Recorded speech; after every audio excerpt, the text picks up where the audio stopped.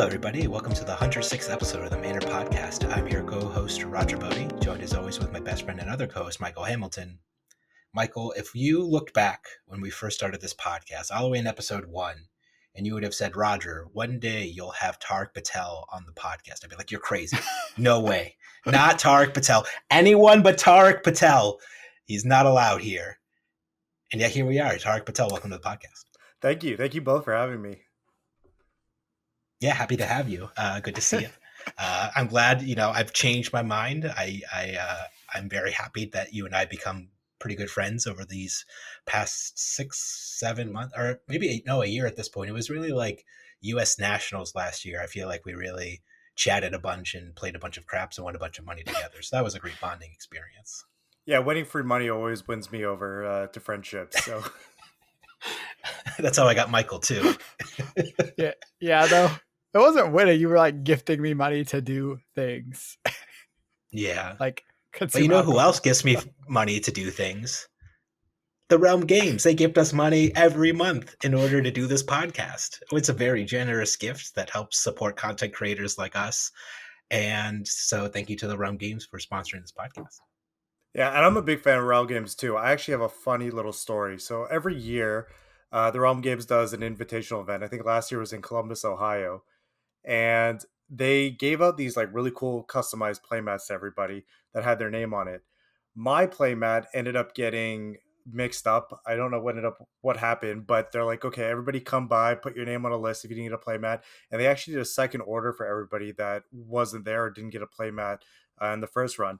And so be it happens, the company that does the playmats forgot my mat the second time. So everybody else gave out playmats and I'm waiting there and they're like, oh, no, sorry, the playmat didn't come, but we'll make it up to you. So I'm like, okay, sure. Played the tournament, thought nothing of it. Ended up going to, I think it was Pro Tour LA, and I get called over, and they're like, oh, we feel so bad about not giving you the playmat. And by this point, I totally forgot about it. And they're like, we want you to have this Alpha Welcome to Wraith pack. And I was like, okay. And they kind of gave it to me. And I figured, because you guys are sponsored by the Realm Games, we can open it live on, well, I guess recorded on the podcast, but I don't know what's in here any more than you guys do. So if this is like an alpha heart or something, I'm going to be super high up, but I'd be okay with just like a sink below. So I don't know. Let's see. That's fair. All kinds of pink goodies in there. Yeah. Okay. I'm going to do this like real time. So like, oh wait, I see a quicken token, right? So the quicken token is upside down. I guess, are the commons valuable? I've never really done an alpha. Some of them are. Yellow scarf. The yellow scarf. Oh, there that's you a go, good card. Ooh, I like that one. Classic. All right, Snapdragons. Band card. Okay, it is pink though. Yeah. Yellow. Okay. You didn't get a cold foil already. It would have been in the equipment slot. Oh no, that's a Debbie Downer. Oh, that's a playable one. Okay. Mm-hmm. Mm-hmm. Give me a sink below. I'll be happy with a sink. Ooh, pink head jab. Oh well. But anyways, the Realm Games Wounded is Bull. awesome. Pink Wounded Bull. Yes, pink Wounded Bull. So there go back in time, play it in Icelander. Those were the good days. Gotta attack, pay 3 resources, attack for 8. Boom. Yeah. It's tragic she's not good in Living Legend. I want her to be good in Living Legend so bad. You just can't ever beat Starvo in a million years. There's nothing that lines up well for you in that matchup, top to bottom, just fundamentally in that matchup. It's tragic. So are you guys doing Chicago then? Because I guess I have to start learning Living Legend format now. We're planning on it. Yeah, right? It's driving distance for us, so it'd be hard to skip that one. Mm-hmm. Might bring the wife and kids. There you go. Yeah, I think the format's going to change a bit with what's the Tales of Aria set called coming out? Rosetta. So I think after Rosetta, after Worlds, I'll dive into it. But for now, it's an interesting format. It's kind of a breath of fresh air from going from Classic Constructed to Living Legend. Yeah, we sat down and played. I'll go ahead and talk if you want to talk about it, Michael. I was going to say, I think there's some differences, but I do still think Zen is quite good. Oh, no, really? Mm-hmm. Didn't I play Icelander to Zen and win the most not close game of Flesh and Blood ever? It was like so one-sided, right? I don't remember the specific game you're talking about, but did I lose Zen versus Icelander? Yeah, you did. Okay. Because I had the red Aether. What's the one that does Emeritus 6 damage? Scalding. I had a red Emeritus Scalding to get you in the end. You're like, what? You have red Emeritus Scalding? I was like, got a fun of one of. I do remember this now. Mhm. But yeah, Zen I think is quite good in Living Legend. I think Starvo is currently good, and depending on what Earth cards we see in the new set, could just be the best deck again. We will see. There's a lot to find And we out. finally got an Earth Hammer. Yep. What I would give for Winter's Well to be back. To swing it one more time in Classic Constructed. Yeah, those were the days. But those aren't the days we're living in now. We're living in what many perceive to be the worst Flesh and Blood format of all time for Classic Constructed. Everything's terrible. There's no fun. There's no agency. There's no decisions to be made. And everything's completely luck sack variance. And that's how Tariq Patel made it to the top 8 of the last Pro Tour. Wow. Couldn't have said it any better myself. I've heard that opinion multiple times, and I've read it on Twitter, and I've heard it from people. And I didn't want to be the black sheep to say it, but I'll go ahead and say here that I've actually really enjoyed this format ever since the Zen change. I know, I'm definitely in the minority here, perhaps, but I think New is one of the most fun decks I've played since I started playing Flesh and Blood, and I just really enjoy the play pattern through and through. So I'm going to have to be the minority here and disagree with that sentiment. That validates everything that I feel, because New's also the most fun I've had with a new hero in a long time. And I think the most common criticisms are like, well, she's like, when she does her thing, nobody's playing the game or something like that. But that could be true for like Bravo when he was doing his thing. He was just hitting you with crippling crush effects, or like if you're just fatiguing, like it's just a really weird criticism for like what control decks just kind of have to do in Flesh and Blood one way or another, right? Yeah, and plus it's a different kind of deck that it promotes interaction on both the blocking and the attacking side of it. Like you have decisions on both sides of the spectrum, which I think the assassin class is really interesting about.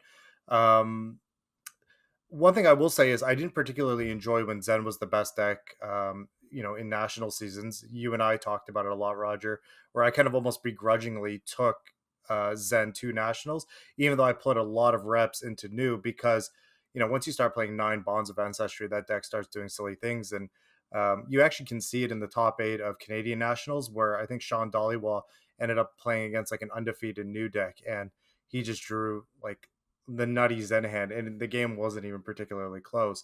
Right. But since that time, since LSS made that change, I got to go back to the school of Roger Bodee, and I enjoyed New quite a bit going into the PT. Well, I'm glad to hear that. Michael, I know News never really clicked for you. Is there just like a reason that you haven't liked News game plan all that much? Just something that hasn't clicked with you? So I don't think I've ever played a hero that has a bad weapon in Classic Constructed.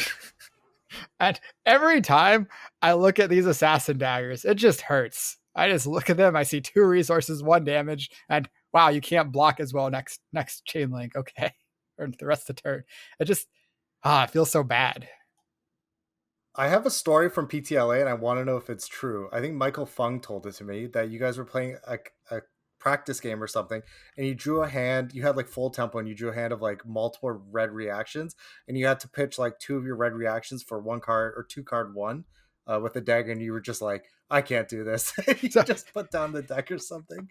I do remember this happening. It wasn't me playing. I was just watching the game, and I was like, okay, maybe I'll play New. Things are looking pretty cool. There was like a lot of damage, a lot of disruption happening, and then pitch 2 reds, attack with dagger, and I'm like, I can't do it. I'm out. The old 2 card 1. That's not where you want to be. Yeah. But I will say, go ahead. Even some of the hands that have like a proper mix of reds and blues still don't function very well. Like you need to have attacks and like, I guess we talked about this on another episode, but like when you draw like Hiss and Venomous Bite and cards that cannot be targeted with Hiss and Venomous Bite or Codex of Frailties your attack or whatever, it just, it's all so awkward. Yeah, the deck definitely has a lot of moving parts to put together. But to me, I also find that part of the fun part. It actually goes to what I wanted to talk to you about, Roger, before, which is why originally I had your deck with like Razor Reflex and Scar for Scar, and I actually moved away from it to play, I don't know if you consider it stock, but like a more cookie cutter looking Yeah. list of new. Was because a lot of the situations Michael was describing would happen a non 0% of time. And the big thing for me was being able to block a lot of the times with my generics or my like Scar for Scar replacement or my my venomous bites that you hate so much, and where Razor Reflex really wasn't offering that equity. Yeah, so it just depends on like the play style. So if you are looking to play more defensively, then I could definitely get why you want to prioritize three blocks. And it was to the point with my version of the deck where if it wasn't Scar for Scar, Codex, or Razor, I just couldn't put any more two blocks in the deck like at all. Like there was just no more room to put like some flex cards or some like things here or there. Like I just basically needed to put mono three blocks in the deck because you also have anywhere from like 5 to 8 chi cards in there as well. So I definitely get why prioritizing blocking is a consideration. It's just I always wanted to lean the deck more aggressive, and I got that feedback a lot playing with my list against various opponents. Like I've never played against a new deck that was so aggressive. Like you were just hitting me turn and turn and turn and turn again, and I was just like, I just wanted to be able to keep my foot on the gas, so to speak, instead of trying to block, just because it's all good and well, especially with older versions of Zen, to try to have like, oh, well, those good efficient blocking turns. But eventually he's going to probably pop off for like that 30, 40, maybe sometimes 50 damage turn if you had like the nut draw. And at that point, all your prior like efficient turn cycles of blocking really didn't matter all that much because that pop off turn was just so lethal that that's pretty much what the whole game revolved around, that you had to either kill him before he got there or constantly disrupt him. So that's kind of the perspective of that deck.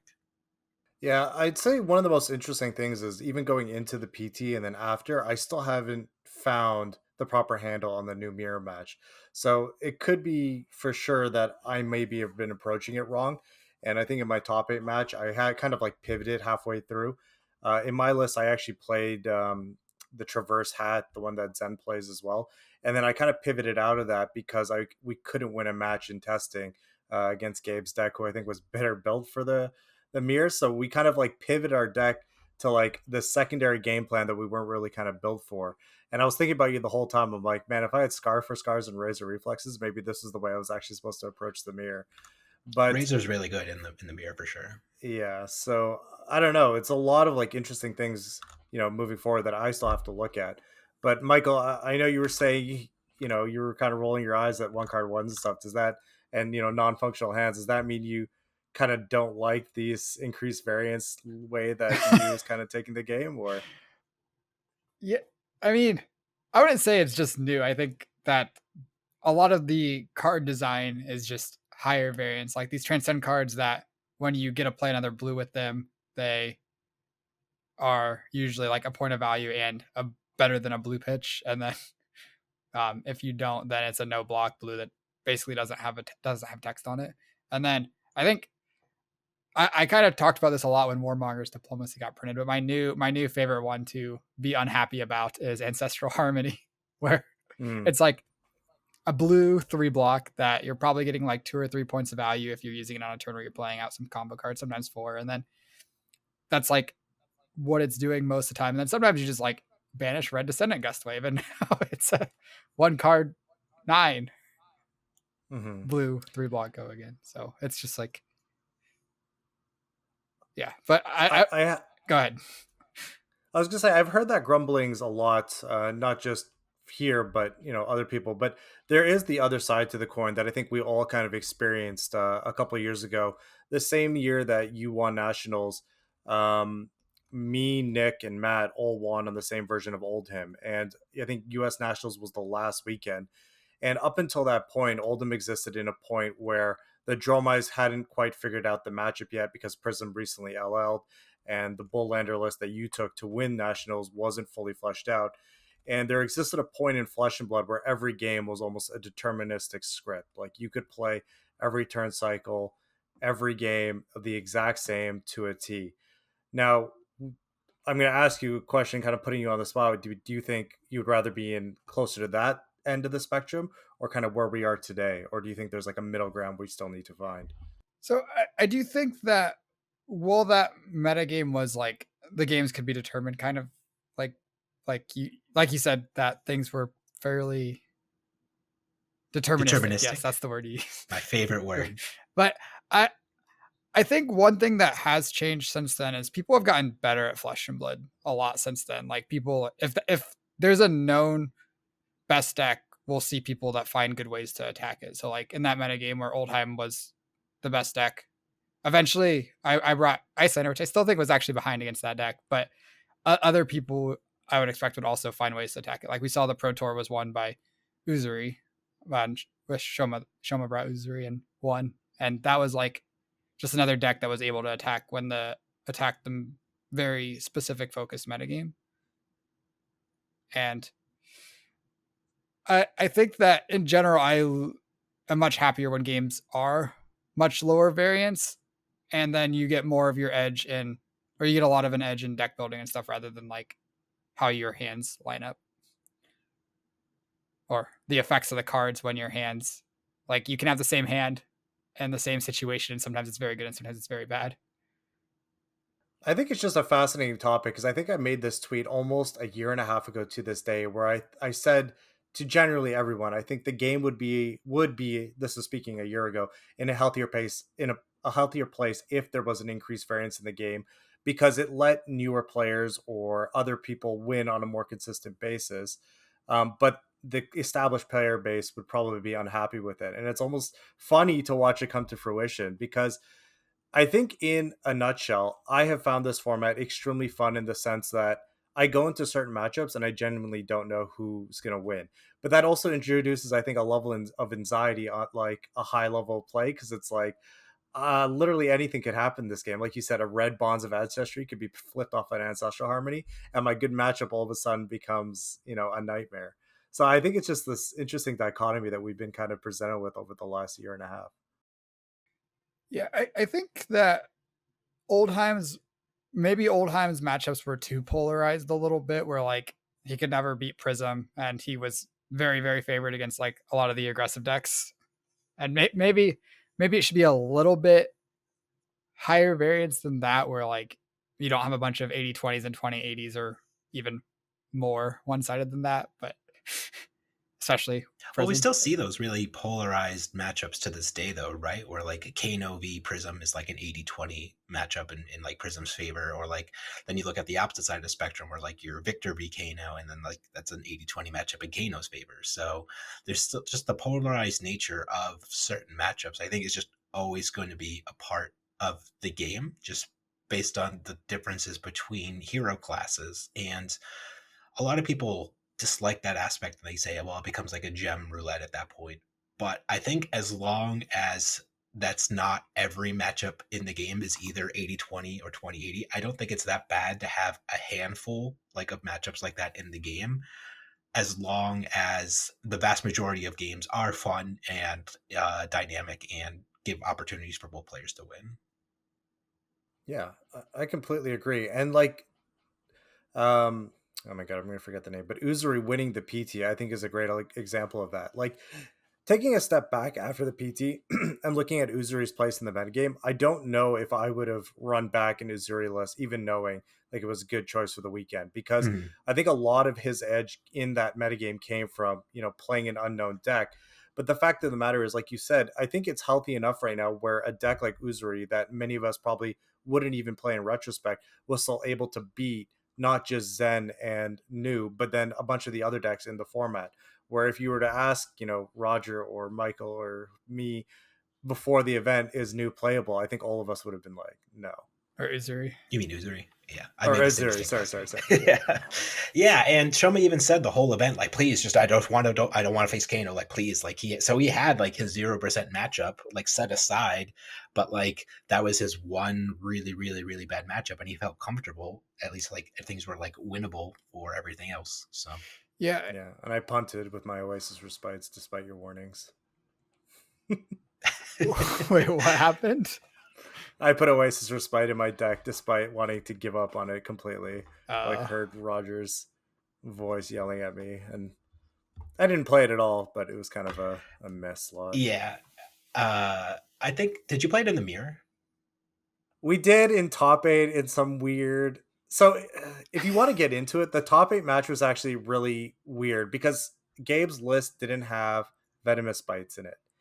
And we played a couple of games, and I realized in some of the testing matches we could actually get to a stage where it ends up in a fatiguey endgame because he didn't actually have enough damage to push through, because he was playing I think 8D reacts, not many attack reacts, and I was trying to force that outcome. But if you watch the match, he actually flips my sacred art off his first and only banish of the game, and that caused me to like have to pivot game plans midway through, where I wanted to drag out the game into this like long mid-range fatigue end game, and then it completely flipped with just one banish. Yeah, that can happen. The Sacred Eye getting that banish is actually really, really critical, because that then allows you to then banish 2 more high priority blues later on in the game, and it's actually one of the best things you can hit. Yeah, I figured that out. I found that out. Yeah. But Oasis was a card that I think was super marginal in the mirror. I think it had moments where at least I like let you use Tunic efficiently, because that could be an issue sometimes. But when Tunic was down and you would draw it, it was like the most miserable thing you could draw sometimes. So speaking of high variance, I think Oasis is pretty high variance in the mirror.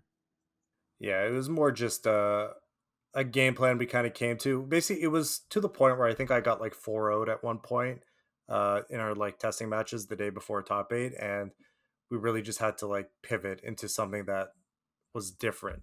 Um, yeah, it was out of necessity more than a preconceived game plan, and maybe that was on us, not thinking about a list like a super defensive list like that before the tournament. But it was a close game. I think if things broke out a little bit better, there were a couple games that my hiss got stuck in Arsenal.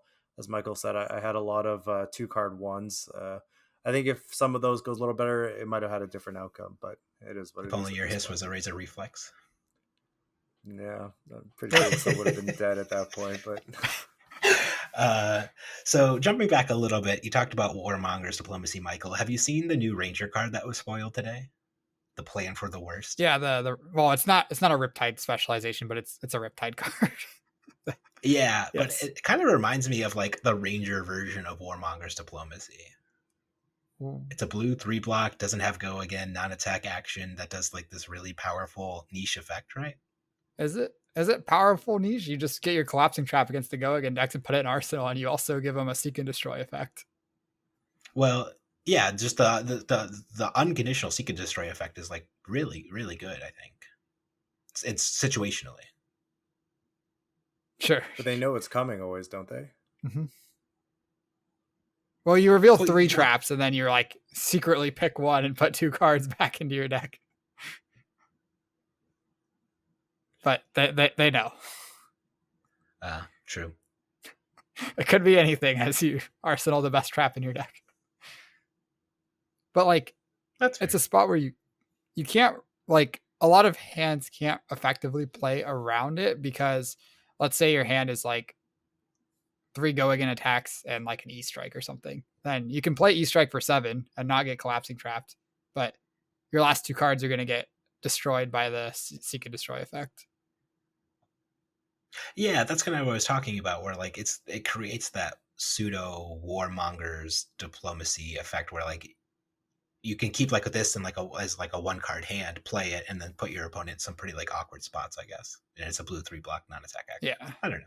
I don't think it's like the exact same power level as Warmonger's Diplomacy, but I definitely see the echoes of Warmonger's in this card, I guess. Yeah, that makes sense. I think like it's really interesting because Riptide's like inherently a very like weak hero, that they're just like just printing Majestic after Majestic for Riptide, and eventually he'll be good if they keep giving him broken Majestics.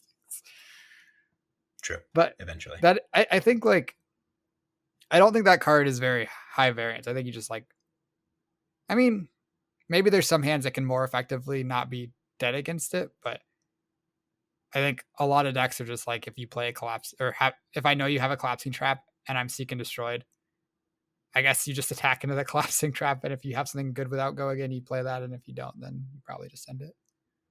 Fair. Now, with you guys not being at the Pro Tour, were you guys aware of what Pablo was playing at the event? He played Riptide, yeah. I know. Do you know the version he played?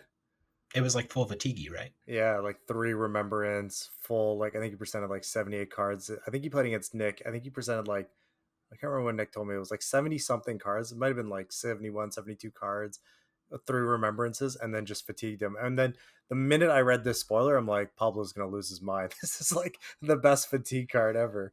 Like you can guarantee your opponent playing a 4-card hand and you get the best trap in your deck to put face down. Was Nick on Uzuri? He was on, he was on Uzuri. No, not Uzuri. New. He was on New. Or New, yeah. It's a bad matchup for either of them, but yeah.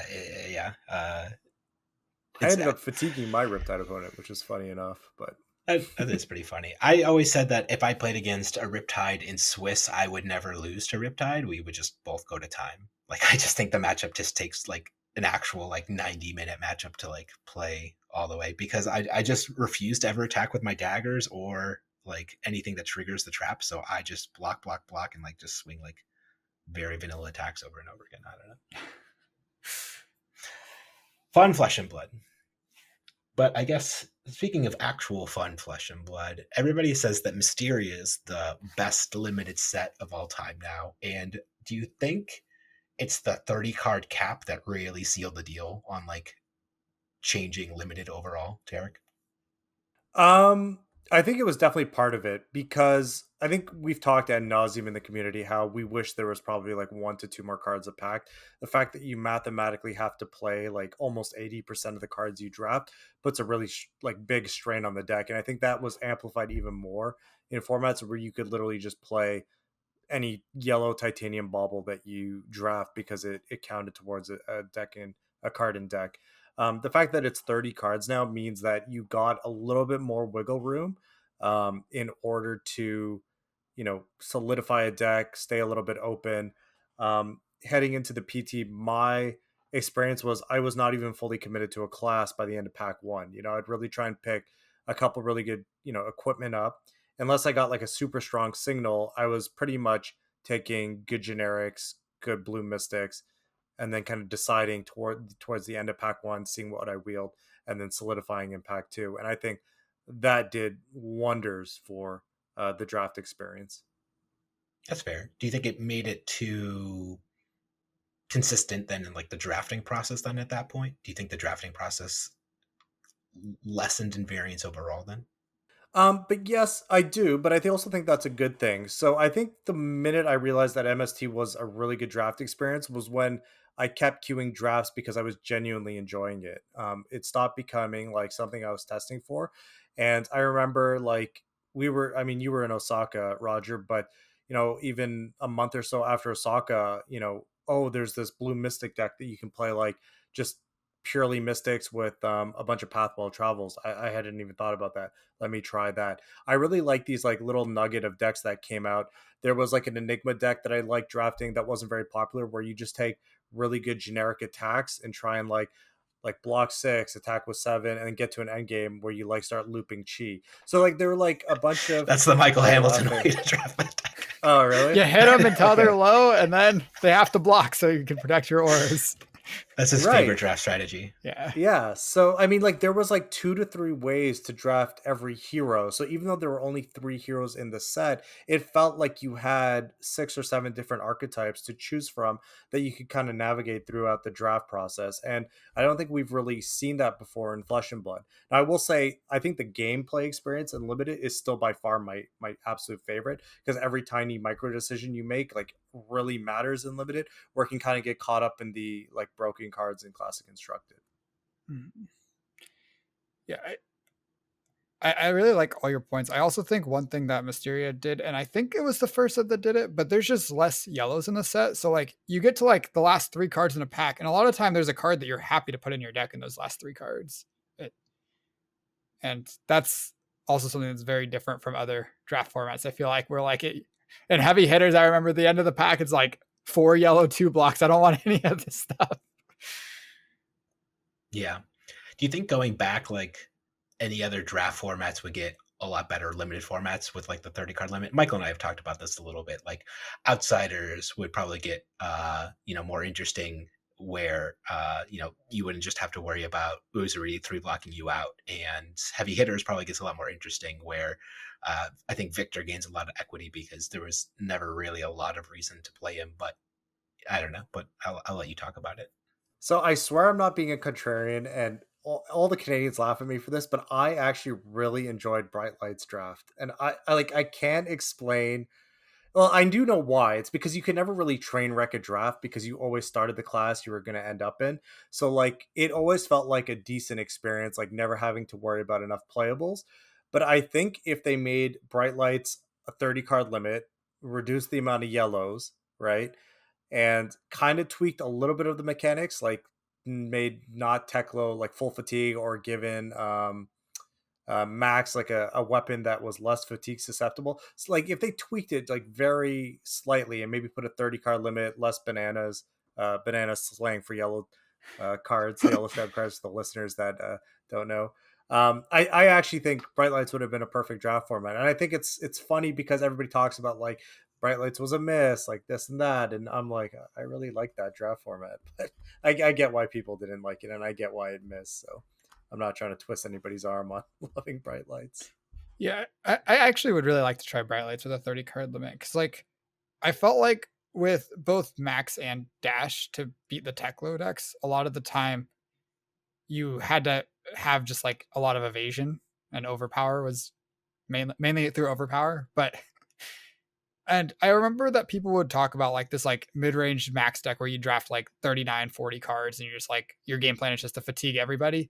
And I think that like that deck, if everyone was forced to play 30 cards, you could probably do that a lot more consistently with just draft the Max deck that's like gonna aggressively play like very card efficient plays and fatigue people like that. And that would have been like,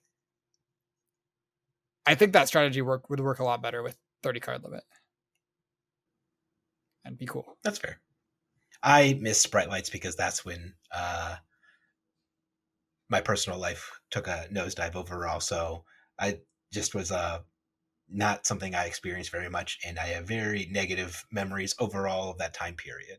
So I won't comment on it one way or another. But I think Monarch would get sweet with the new rules, especially with being able to play multiple legendaries. Give me multiple like of chain specs and all that stuff. Hell yeah. I'm good. I remember. So we went back to Monarch, funny retrospectively, and we have a lot of boomers in our group, Matt and Nick, and they've been around. And I remember they were talking about like what a great draft set like Monarch was, how fun it was, this and that. And I still remember me and Doug showed up to like our F&M locals, or like just our local armory, and we played one draft of Monarch, and Dux just has this look, and he like looks at me, and I just go, same shit, and he's like, yep, same experience. Like, yeah, okay, glad it wasn't just me. Oh well, not everybody. Different strokes for different folks. But I guess looking to the future, then, have they announced that Rosetta's 30 card limit as well? I don't know if anything's official, but I can't with the reception of with the perceived reception of how much people liked it in MST. I don't think they'll go back on it. I also know. I also know that Rosetta's confirmed 8 booster packs sealed. So it's hard to imagine they do 8 booster packs and not put the 30 card limit in. That's fair. There are going to be a lot of no blocks in this set, though, with the lightning cards floating around. So maybe that's kind of the balancer, Probably not. It's probably 30 card limit. I hope so. But is there anything like it? So the reduced yellow count that was in Mysteria, that wasn't just a function of the Mystic cards, right? That was just like a conscious decision overall to just print less of them. Yeah, I think. Or was it a function of the Mystic? I think they've been doing that for a while now, because I think I first noticed a drop off even in heavy hitters. I know Michael was saying you would get the cards at the end of a drop, but I think that was a function of just people recognizing that yellows are always subpar. But I think I definitely noticed a drop off of yellows in heavy hitters, and it was even more pronounced because there was a blue line matters mechanic in MST. I pulled up the world premiere for Rosetta and the Calling. It is exactly 30 cards in deck you must construct with your deck with. But yeah, just because like I'm just wondering if yellows are just so problematic for limited, and they're never particularly good for constructed. I wonder if there's a reason to put them, like, would it be weird just to have no common yellows anymore? I wouldn't say that yellows are always badly constructed. There's been a lot of decks that have played yellows to success, like Icelanders. Name one. Icelander played yellow Aether Icevein. Lightning Briar played yellow Ravenous Rabble, I believe. Bonds of Ancestry, yellow. Yeah, Bonds. I was talking about Bolton. I can't believe you didn't give me the easy Bolton layup, Michael. Yeah. I was just thinking of the decks that already had their 3 reds maxed out, and they're like, what's the next best card? A yellow of this card, just one less value. Fair. But I will say, I do think I agree with you, Roger, that I've always been vocal that I think yellows operate in a very weird design space. I think it was a mechanic that when you conceptualize a game, it makes sense, right? You have 1, 2, and 3. And then when you start playing out a game, every player in the world is going to start min-maxing everything they possibly can. And it's always operated a weird spot for me, right? Because you would always want, or almost always want, a blue or a red. In your deck in a limited format. And in constructed, to play devil's advocate to Michael's point, unless there's a yellow card matters mechanic like in Prism or in Bolton, yellows only ever really saw play in the most broken versions of those cards, right? Bonds of Ancestry, Plunder Run yellow, Ravenous Rabble yellow. And that's really, you would just play it because the yellow version of said card was usually just better than the red version of another card. If I were to be a designer of the game, I've always said, I would want blues and reds of almost every commons and make yellows reserved for like majestics or legendaries or some very unique effect. Mm-hmm. That's fair. Yeah, I think like yellows, I guess in constructed decks, yellows just almost always being majestics or cards that you already have 3 copies of the red version of it is kind of rough. There's been a few exceptions in my experience. We played yellow Autumn's Touch in Oldheim for a while to combine Earth and Ice React. I just have a stack of yellows next to me. I realized this whole conversation. And then there was in the Bravo list I played at Worlds, we had 1 yellow disable because we needed 1 more Zealous Belting enabler, basically. I remember that. And there were no more blue 6s because Thump wasn't out yet. Or not Thump. Thunk. Yeah. But yeah. Yellows are in a rough spot. If we're talking about Rosetta, I'm making an observation about the set and kind of how they're designing it, that there's 3 cycle cards that they've spoiled. I believe it's Tongue Tied, Smash Up, and Hand Behind the Pen. They're the Command and Conquer like effects that are destroying attack actions, non-attack actions, and I don't remember what the last one is. I think it's instant, but yeah, like how are you ever blowing up an instant? Yeah, so but I think that one's stapled to a Raging Onslaught, so it's fine. Everything's fine. Fair. There's some instants you don't want to play on your opponent's turn, like Blink and Rain Razors. Art of War. Yeah. I guess that's fair. But the overall point I was going to make is I actually really like these cards because I personally find when aggressive cards are slanted more towards on-hit value, it makes the game a little bit more interesting in terms of blocking and attacking. Like if I were to make an observation, I've always disliked the ninja class or mechanic because it's always like head jab thing. And it's just like, here's 13 to 14 damage or a spike if I have a spike turn. Are you going to block it or not? Everything's face up. Where to me, a really good a really good aggro deck would be something like Lexi, where a lot of its value was based on and intrinsic to do my arrows hit. And we actually saw the metagame evolve over a while, even though Lexi was a tier 1 deck, that even Lexi mirrors would go to fatigue a lot of the time. I played again a match against Bodee, Bodee Spurlock in Dallas, where we both went to fatigue. He won by like exactly 1 or 2 cards left in deck.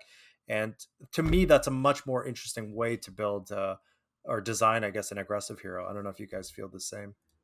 Yeah, I like on hits that you can interact with by blocking. So like I don't know if Azalea is one of my favorite aggro decks, despite being like very based on hits, but I do think Lexi was in a very good or like it was something that was very skill testing as both the person playing it and playing against it. You could get a lot of like equity by making correct blocking decisions.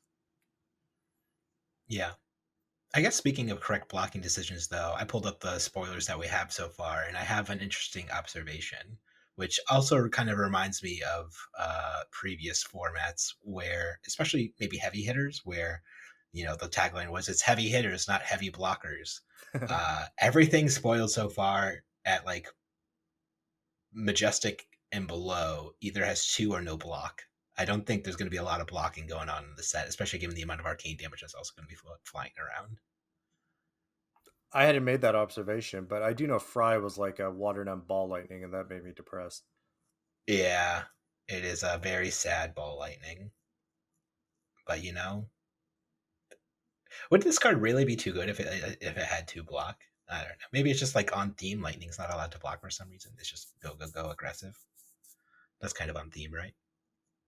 I don't know. I just know if I'm a dev and I'm listening, I'm probably pulling out my hair because they're like, everybody was whining about Lexi, everybody's whining about this, everybody's whining about that. But truth is, I've said it before, ignore everybody. Like, just make a really good game. And the last time we were in Aria, I really liked Tales of Aria. So I'm looking forward to Rosetta because I thought the elemental theme was sweet with the multiple combinations you could do. And I'm hoping it's more of the same, but we'll see.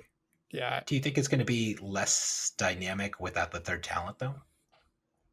I don't know. I always try and hold, people love spoilers and they love speculating. And I think it's a big part of being human, of like trying to be first and get your opinion out there. And like, I've tried so many times where I've read a card before and I'm like, what was the one I was famously thought that was really bad? Oh, Burn Them All. I remember reading Burn Them All spoiler when Uprising first came out. I'm like, this card is completely unplayable. Like, why would anybody play this thing? And then like I played like 1 or 2 games with it. I'm like, oh, okay, I get it now.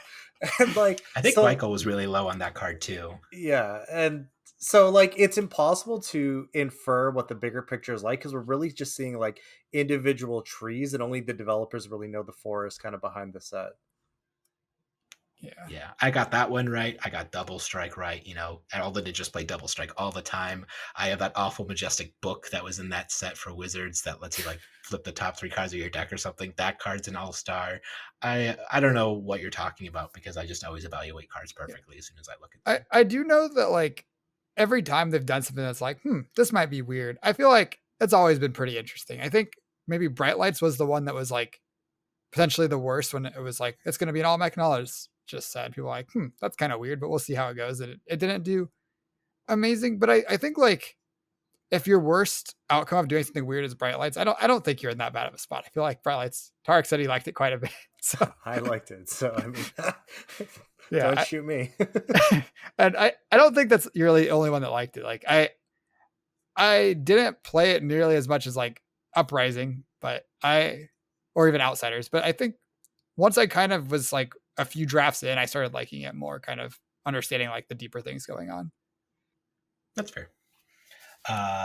Roger hates it. Roger doesn't have anything to say. I so disagrees. It's fine. I just Evos, man. I feel like Evos are really what I dislike the most about Bright Lights. Looking back at it, because I think the reason why Brian specifically has talked to like why that set like pulled its punches so much was because if they broke the mechanologist class, well, oops, not only do you have 1 broken mechanologist, now we have 5 legal mechanologists, or no, 4 legal mechanologists legal in class constructed. So then there's just 4 broken of the same class all at the same time. But for the Evos specifically, they feel almost like a pseudo talent behind Teklovasen. So pulling the punches there seems a little bit off. And to be fair, I think then the issue that they ran into was that, okay, well, let's not pull the punches so much with Evos, but then Limited broke because then Teklo had the best access to the best cards in the set that the other heroes couldn't easily as play. And they probably lowered the power level down of the Evos just like half a notch for like limited considerations, but then that made them worse than constructed. But that's just like my conspiracy theory of like what went wrong with Teklo and Bright Lights.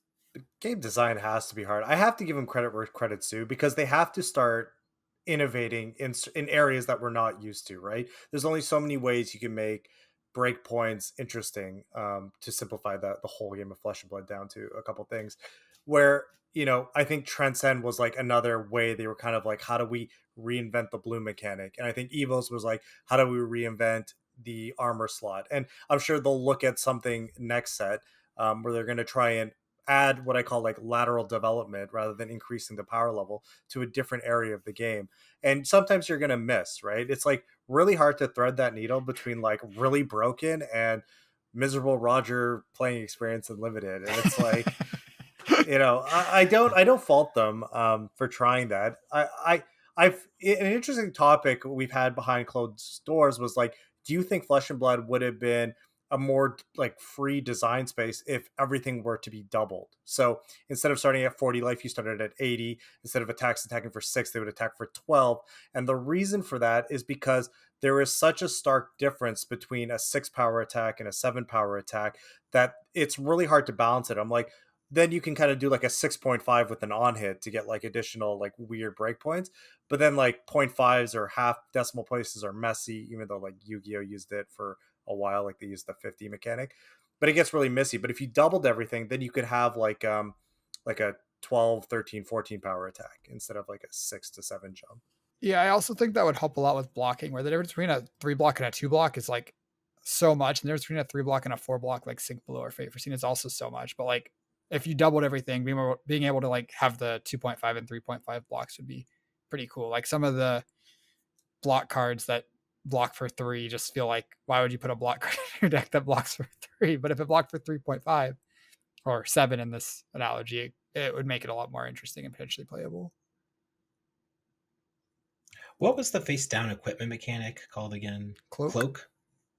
I feel like that was super underexplored. I would have loved to have seen way more cloak equipment. Like, I had one of the best like game moments ever of Flesh and Blood personally because of the little interesting game mechanics that it creates. And I think more interactions like that are really interesting, especially considering like there's lots of one of the other really common, just naturally occurring exciting moments that happen in a game is like, what's in your arsenal? What did you put in that arsenal? It's face down. You don't know what it is. Your opponent knows what it is. You're like, if it's a defense reaction, I get blown out here with my big on hit. But if it's like an auto war and you're going to try to like go off of your next turn, I really need to try to push this big on hit. And like that kind of like asymmetrical hidden information, I think is really interesting.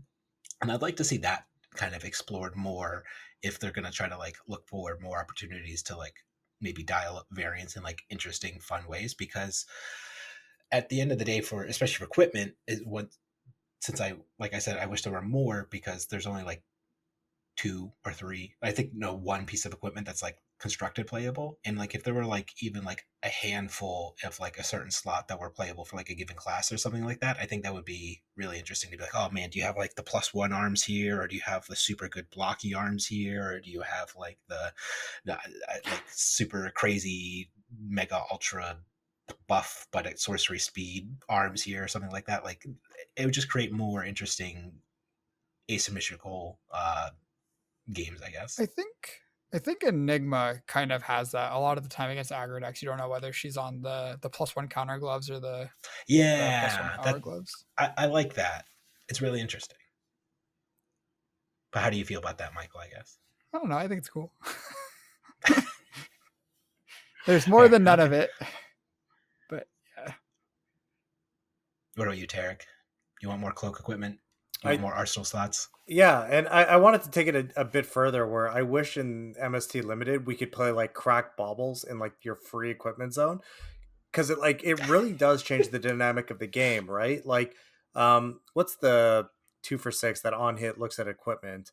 Fact finding mission. Fact finding mission was like extremely relevant if you like were able to look at their arm piece and know, oh, this was the prevent 1 armor versus the +1 aqua hands, whatever it was called.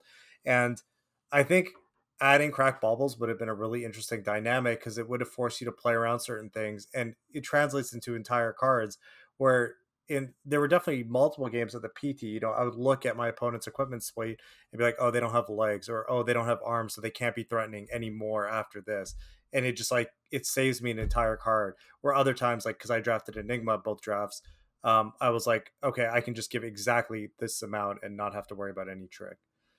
Cloaked Evos is what you wanted then, just the 0 block, just token equipment. Those are the Evos and Bright Lights, right? You're combining your peanut butter and your chocolate, your two things you love the most here. Yeah.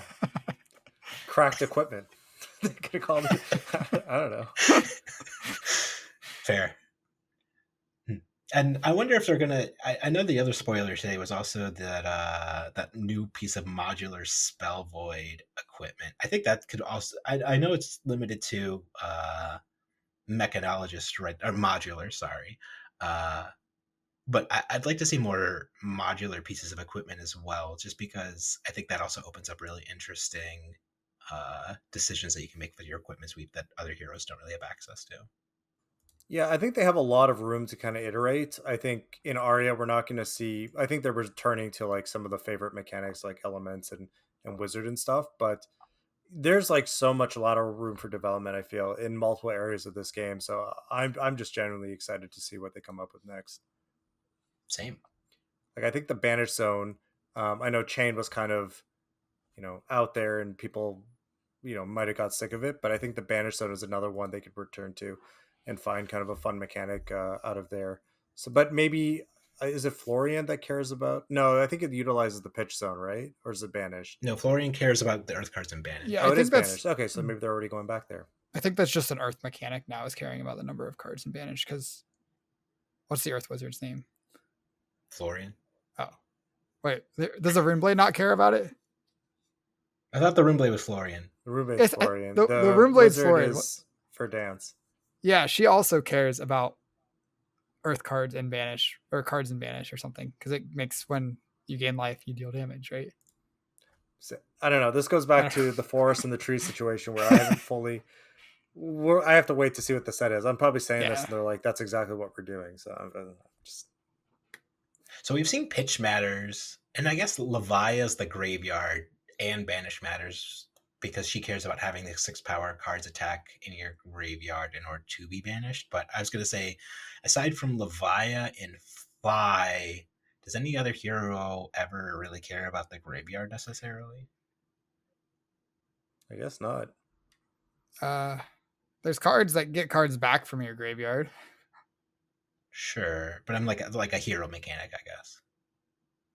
Because Fly got back Phoenix Flames and Levia cares about banishing the 6s from graveyard. But I think those are the only 2 graveyard matters. We're probably missing something really obvious and gonna feel really silly after the podcast, or it's like, oh, this one. But I can't think of one off the top of my head. Okay. All right. Well, I think we hit all of our points that we wanted to make, though, overall. Do you have any final concluding thoughts overall, Tariq? Anything you want to get off your chest? Anything you want to ask either Michael or I on the record while you're here? No, I just thought we were hanging out, but I didn't know there was a super big agenda. You came on the podcast and you said, I need to talk about these very specific points. And if we don't talk about them, then it's a waste of my time. So I hope we addressed all of your points efficiently. No, I just enjoy talking to you guys in general. Roger, like you said, we've become, I think, a lot closer over the last year, hanging out at Osaka and Nationals and so forth. And you guys are both kind of cool dudes. So both of you guys have a very good way of looking at the game, I think, compared to the community at large. Roger, you especially impressed me over the last couple of months leading up to your nationals testing. I think the way you see the game is at an extremely high level, so I can't wait to see you kind of break that barrier and get your big achievement at Worlds or Osaka. Well, thank you, Tariq. That means a lot to me. I appreciate it. I know I'm no world champion, but I try. Not yet. I am going to Osaka now. I got my PTI lined up. I got my flight booked. I just need to square away my hotel room, but I need to know if Michael's going. Are you going to Osaka, Michael? I will decide after Rosetta, after Tampa. That's fair. If it's not a good limited format, I could see you skipping it. Yeah, I think ultimately I would like to go. I do not I would like to not be on a plane for 24 hours each way. If I could teleport there for like twice the cost, I'd be there 100% of the time. But we will see. That's fair. Yeah, the plane ride was pretty miserable, especially coming like the plane ride there wasn't so bad because like I had like the eagerness to like get there. I was like, oh man, this is like you had that excitement, so it kind of made it feel like more fun and entertaining. But like on the way back, you're just like, oh man, I'm tired. I've been in Japan for a week. I'm going home, and I know everything that's there. I'm going back to Indiana. I don't want to go back to Indiana. Oh, I like it. I guess my wife and son are here, and you're here, so it's not that bad. But you know, could be better. Yeah. Okay. Well, on that note, the next time you're going back to Indiana, always remember, mind your